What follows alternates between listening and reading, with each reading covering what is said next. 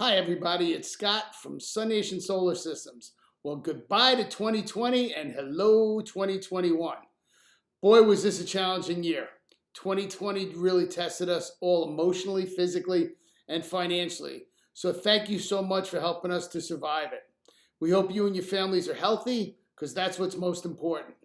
We made it and we couldn't have done it without you, your love, support, and of course, your referrals.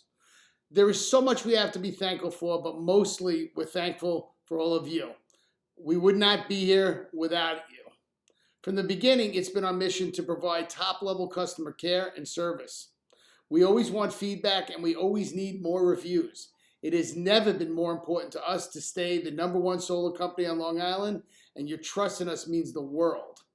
The industry remains more resilient than ever. We're hiring more people, and we see no reason for that to change. Consumers are more interested in solar and batteries than ever before, and we're looking forward to next year, new programs, new products, exciting stuff. So we look forward to helping you reach your energy goals for 2021. And on behalf of the entire team here at SUNation,